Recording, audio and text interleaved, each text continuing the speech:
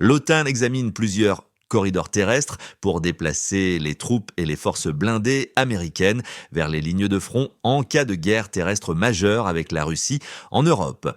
Les soldats américains débarqueraient dans l'un des 5 grands ports européens et se déplaceraient le long de routes logistiques préalablement planifiées pour faire face à une éventuelle attaque de Moscou, ont déclaré des responsables au journal britannique The Telegraph.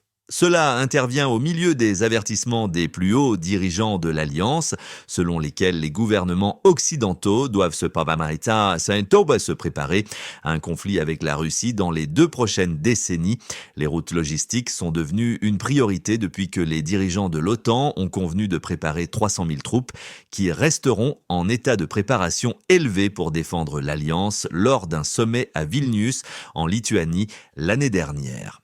Les plans existants prévoient le débarquement des troupes américaines dans les ports néerlandais avant qu'elles ne montent dans des trains qui les transporteront à travers l'Allemagne et ensuite en Pologne.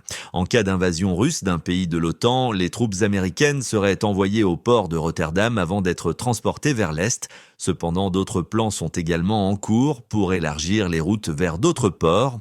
Si les forces de l'OTAN entrant par les Pays-Bas étaient attaquées dans les ports d'Europe du Nord, l'Alliance déplacerait son attention vers les ports en Italie, Grèce et Turquie. Depuis les ports italiens, les troupes américaines pourraient être déplacées par voie terrestre vers la Slovénie, la Croatie et la Hongrie, ce dernier pays partageant une frontière avec l'Ukraine. Des plans similaires existent pour transporter les forces depuis les ports turcs et grecs à travers la Bulgarie et la Roumanie pour atteindre le flanc oriental de l'Alliance. Des plans sont également en cours pour le transport des troupes via les ports des Balkans, ainsi que par la Norvège, la Suède et la Finlande.